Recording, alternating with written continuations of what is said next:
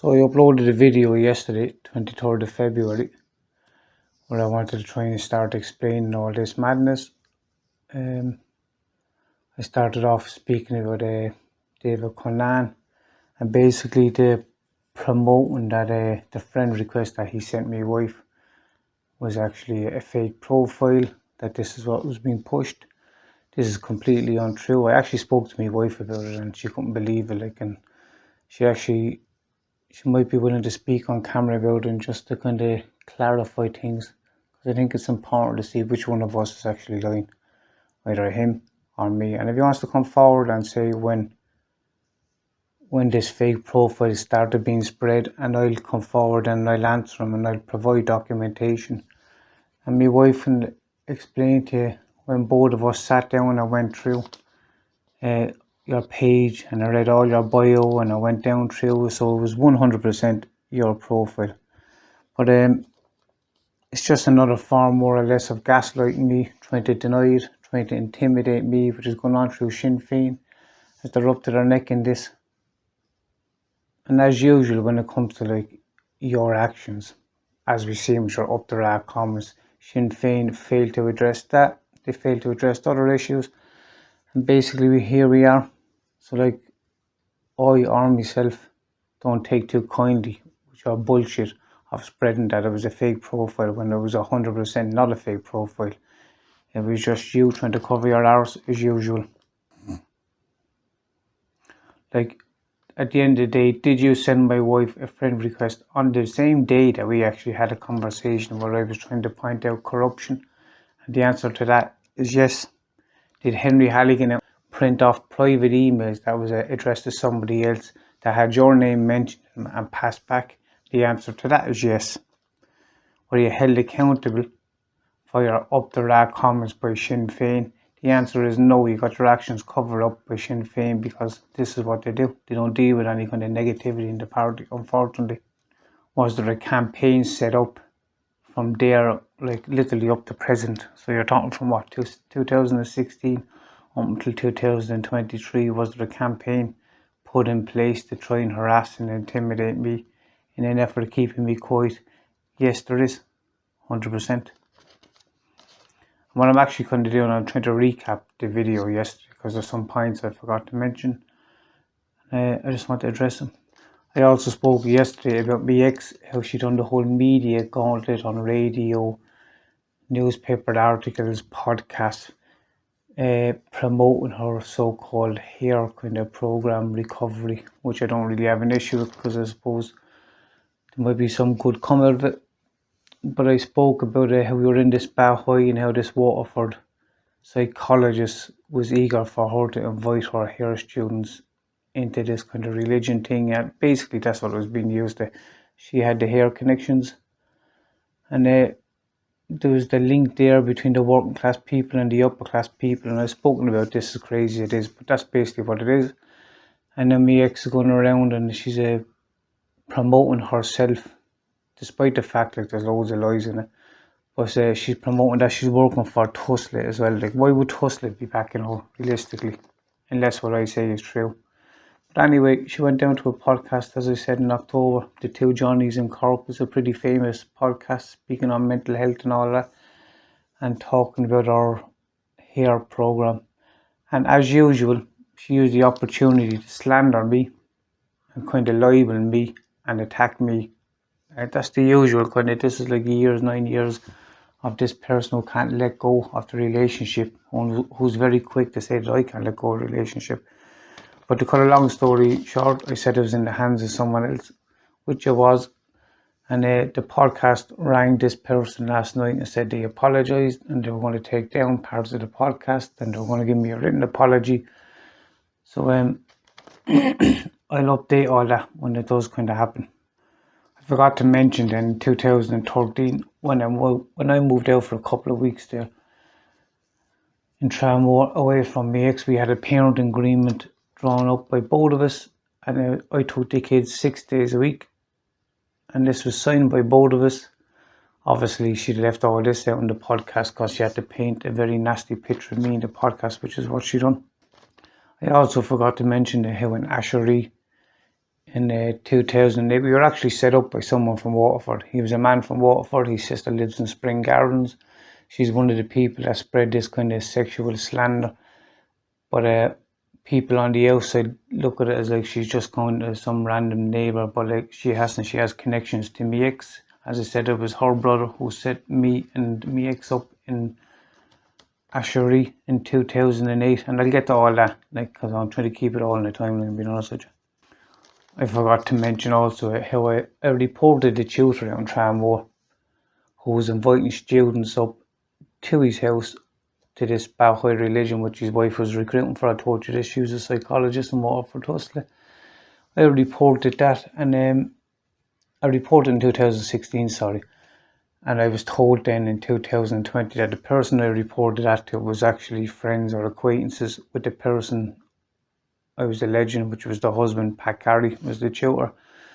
So out of curiosity, I contacted the place and I asked them to see the paperwork of my complaint just to show that all protocol was followed. And they sent me out some a paperwork basically that someone wrote 2016 in biro on, and then they photocopied it. This is in 2020, sorry. And they wrote 2016 in biro and photocopied it, and they posted it out to me to try and make it look like it was printed off in 2020. So that alone shows you like some of the kind of corruption that's going on. They basically said that they spoke to him and that he denied inviting students up to his house or like even talking about this religion. But he said if he did talk about this religion, that it was on his lunch break, and technically if he was on his lunch break, that it was nothing to do with anyone. Now basically, even if it was on his lunch break, he would have still been paid by Tramore ETB. So it was very much a lot to do with Tramore ETB, and he breached the code of conduct and the code of ethics. He also stated that the students had inquired about this religion, which he and his wife just happened to be recruiting for, this Baha'i religion. Obviously, you can believe that or you cannot believe that, like, it's up to yourself. But this is what he said, because he couldn't fully deny it in case that they asked all the other students in the class, because as I said, he was inviting other people as well, other students in the class, and not all of them would have denied it. Some of them would have actually told the truth. So to get out of this, he tried to say that it might have happened on the lunch break. So he's still responsible, basically, and so is Tramore ETB responsible. And to think that the students tried to inquire about this obscure religion that him and his wife were recruiting for, it's ridiculous. And as I said, the letter that was posted out by Tramore ETB, I think it was posted out by Ken White of Tramore ETB. This is in 2020, and as I said, it had 2016 wrote on the top of it. Someone was after writing it on it with a biro and then photocopying it to make it look like it was a legit document. This is what I thought. I expressed my concerns over this, and I contacted Tramore ETB, and they sent me back a letter and said don't contact them again. I spoke about how I ended up in this Baha'i thing, this religion. And basically, when I was in it, there was talk about like this woman working this into the infrastructure of Ireland. Like the talk of this stuff, I was crazy now, being honest with you, because like I don't know, I was just I can't really explain this because I'm going to look crazy. Like, but she wanted to push this into the mainstream into Ireland, and my ex was a perfect kind of link because she had so many hair clients. And these people were all upper class looking down their nose. They treat people like shit, if I'm being honest with you. And my ex was the kind of bridge between, they were looking for vulnerable people, and there's no one more vulnerable than people like in recovery or wanting to get off drugs. So this is what was pushed. They tried to push it with me because I was starting to do tattoo, that I should invite tattoo customers up to this. But obviously I didn't. But my ex did invite one or two of her hair clients from Tramore. I think they might have came up once and they realised like this is not normal, and they left. And as I was trying to explain to people what was going on about how this woman employed by Waterford Tusley was trying to lure people into this religion kind of thing, they were denying it, obviously, all this. Just want to show you that there was an ad. See that ad? That's the Baha'i religion. You can see it's being promoted by the HSC. Now, this came out a couple of months after I started kind of notifying people what was going on. So obviously someone within the kind of Baha'i community had links to the HSE to try and promote this. They didn't try and promote any other religion. Like, they shouldn't be promoting any religion, if I'm being honest with you. They're supposed to be unbiased. But there you go. So that ad in itself speaks volumes, and it shows that there's a link somewhere in the HSE to this Baha'i religion. I'll just show it once more actually. I'm not sure if I show the HSC. See the logo at the top? You can see it there, Baha'i religion. And see that star? I'll show you that star later on my daughter's letters that my ex was writing in 2020. But I'll get to that later at another time. Like, I have the impossible task of trying to like talk about this stuff. When you think about it, I'm arguing with Sinn Féin, I'm arguing with Waterford Council, Waterford Garda, Tussle. So what they're basically doing is they're suppressing all this. Do you know what I mean? Because in Waterford there's a monopoly of certain people that control certain aspects in Waterford, and they won't let this kind of information get out. Like, there's certain people controlling, let's just say, family members and friends, and kind of like they're controlling like any allegations about these people, and kind of this is a perfect example of how this is being suppressed within Waterford, and eventually a journalist will pick it up. And as I said, I have enough documentation and support and kind of paperwork that shows that I'm speaking the truth. And they know that eventually one day someone will, out of nosiness, pick up this story. Because not everyone is tiptoeing around Sinn Féin, as most of you do. And I'm not having to go with Sinn Féin or the members of Sinn Féin, and just pointing out how some of your members are using the name of not only Sinn Féin, but they're using the name of the IRA to try and threaten people to suppress certain information. Like, that's not patriotism. So don't be trying to pass it off as patriotism. Do you know what I mean? That's not more than corruption. It has no place in Irish politics. It's bordering on like criminality to try and intimidate people to not talk about certain situations, because it shines a negative light on, like, say, Sinn Féin as a party. Like, it's about time Sinn Féin started doing some in-house clearing out, and like every other party does it. There's a reason why other parties don't tolerate certain levels of what I've been speaking about. But why is Sinn Féin tolerating it? Like, do you know what I mean? I'm deemed the bad guy because I'm speaking the truth. And unfortunately the truth does revolve around certain members of Sinn Féin and like Tussle and stuff like. But I'm only speaking the truth. I'm not speaking lies. If I was speaking lies, you could say, like, fair enough, like. But I'm only speaking the truth. So why can't you address what I'm alleging? That trying to pass off that profile from Mr. Conan when he sent my wife that friend request. I spoke yesterday in the video, and I spoke about how earlier that I had a conversation with him because I was talking about corruption in Waterford, about how his cronies had spread this sexual slander for my ex all around like Waterford basically.